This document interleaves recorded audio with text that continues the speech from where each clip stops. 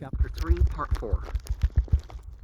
The word Yasna corresponds exactly to the Sanskrit yajna, sacrifice, and does not signify only mere prayers like the Nyayish, but prayers referring to sacrificial rites and includes the performance of the latter. Yajishan, sometimes Aij Ishno in Pafadi, transliterated into Yajna in Gujarati. The word is yas, to worship by means of sacrifices and prayers. Na forms abstract nouns in the Avesta, and in Pafadi, Ishan answers the same purpose. The solemn recital of the yasna before the fire is always connected with ceremonies, to which several of the prayers contained in the yasna allude. Thus, they require consecrated water, zaothra, a kind of bread, aratem, food, butter, gaush, gao, fresh milk, gaush, jivya, meat, Yazda, the branches of the homa plant together with one of the pomegranates, haba na epata, the juice of the homa plant, para haoma, hair of an ox, barasa, and a bundle of twigs, baresma, nowadays barzone, which are tied together by means of a reed.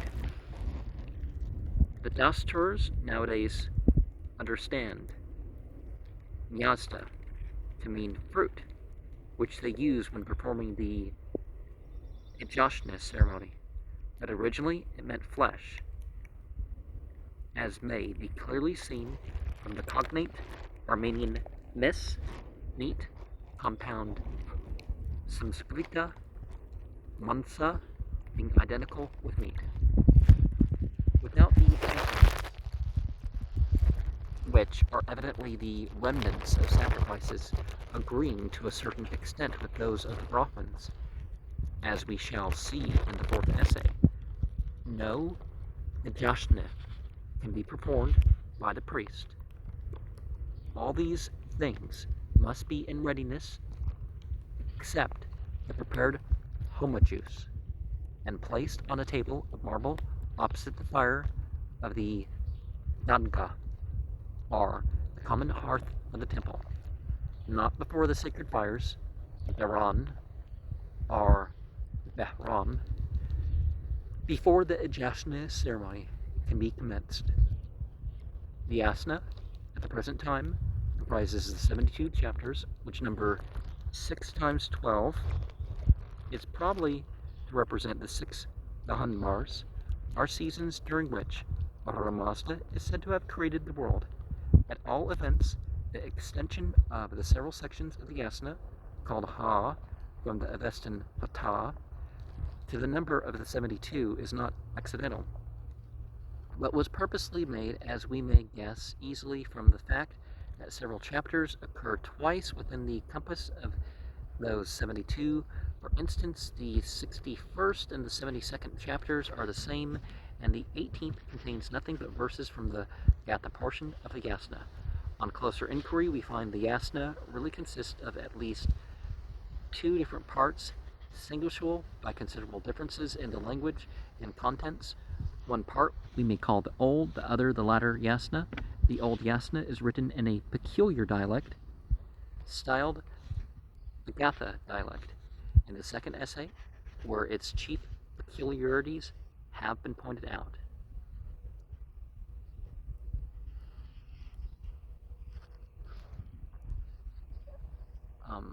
And I'm not seeing the note here, but these are the 5 Gathas, Yasna 28 to 34, 43 to 46, 47 to 50, 51, and 53, Yasna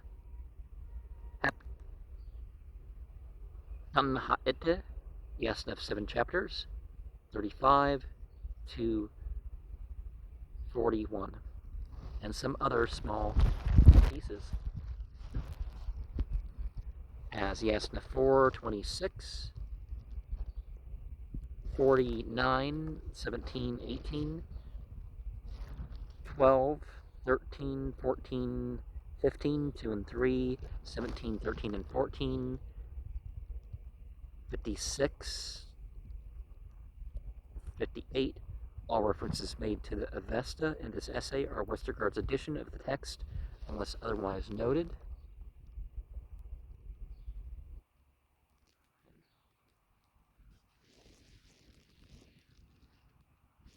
Now I notice where all parts written in this particular dialect formed originally a separate book, which was believed to be sacred even at the time of the composition of the other books contained in the present Zendavesta. So that's dialect, is what the note is after. The original name of this collection was, in all probability, Matra Spenta, beneficent ritual, called the Mansar Spend in Persian writings, which is several times mentioned in the Vendadad 444 with the meaning of scripture. Its different parts were known by different names as gathas or hymns. Yasna, Haptan Ha'ete are the Yasna of 7 chapters, which are often quoted in the other books, as in Yasna 57:8, where the angel Throsh is said to have first recited the 5 gathas of Spitama Zarathustra. Yasna 71:11, 12, and 18, verses 11, 12, and 18, were the gathas, the sacrificial prayers, and Yasna Haptan Ha'ete are distinguished, and a collection of all prayers is mentioned besides. In the Vendadad, especially in the 10th chapter, many sacred prayers are quoted, which are all to be found in the Old Yasna, written in the peculiar Gatha dialect. In the first chapter of the Visparad, we find a series of sacred prayers, or rather, their angels invoked. According to Zoroastrian ideas, everything in the good creation, whether animate or inanimate, is presided over by an angel, as the reader will learn from the 11th section of this essay.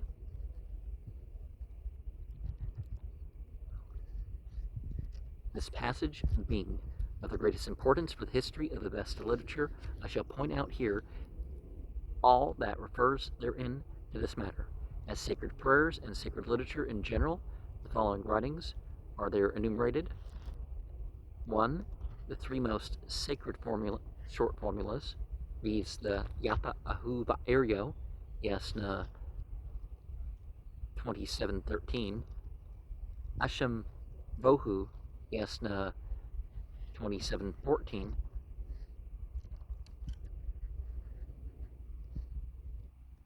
and Yanhe Hatam, Yasna 4:26. The Gatha Ahuna Ba'ete,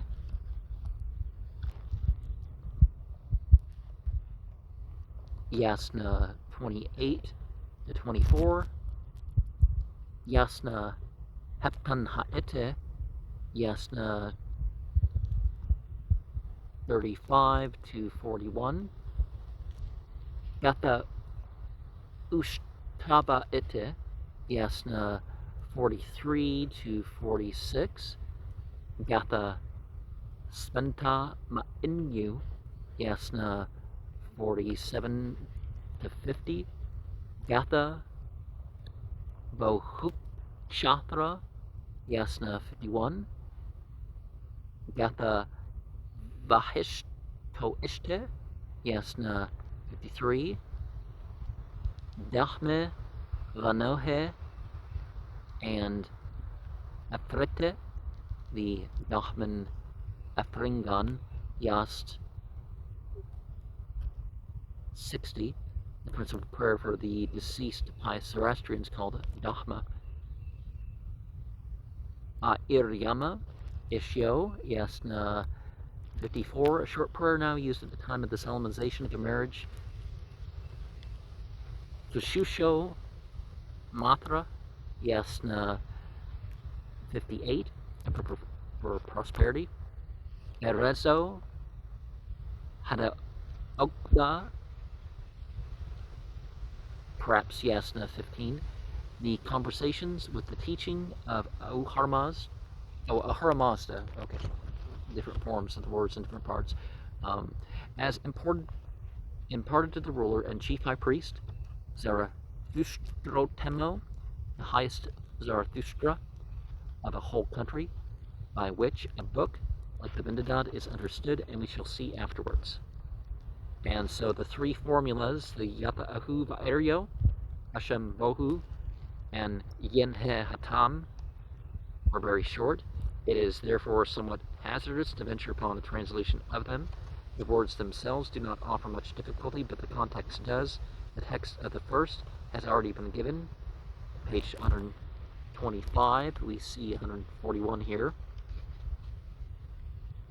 It is usually called the Ahuna Va'eria, and hence the first gatha is called the Ahuna Va'ete, as it is written in the same meter. It follows this formula, which may be translated as follows: as a heavenly lord is to be chosen, so is an earthly master, for the sake of righteousness, to be the giver of good thoughts, of good actions of life towards Mazda and the dominion toward the Lord Ahura, from whom he is given protector to the poor. The Hashem Bohu formula, which is even more frequently used in the Ahuna Va'eria, may be translated as follows: righteousness is the best good, a blessing it is, a blessing to be that which is righteous towards Asha Vahishta, perfect righteousness. It is to be understood that righteousness, here and elsewhere, where it translates Hashem, means what is right or meritorious. In a ritualistic or materialistic sense, it does not necessarily imply holiness any more than the Sanskrit punyam does. In Vendidad 1851, three classes of sacred writings are enumerated in the following order: Gathas, Yasna, by which very likely the Yasna Panha'ete is to be understood, and a sacred tradition in a conversational form called Pa'ete Parshto Sravanham, which appears to have been a work like the present Vendidad. From these passages, we may gather with certainty that the old Yasna, i.e., that part of the present Yasna which is written in the particular Gatha dialect, is the most ancient of the whole Zendavesta, being known as scripture already in the latter Yasna. The Visparad and Vendidad, all other parts of the Yasna written in the ordinary Avesta language, are evidently of a latter date. They may therefore be called the latter Yasna. We shall first examine the contents of the chief parts of the old Yasna, the Gathas. Now, my theory, and there's other things we can point out, is the Pa'ete Parshto Sravanham actually represents what people would call a hadith collection. Because the prophets had revelation, they had inspiration, and people knew the difference.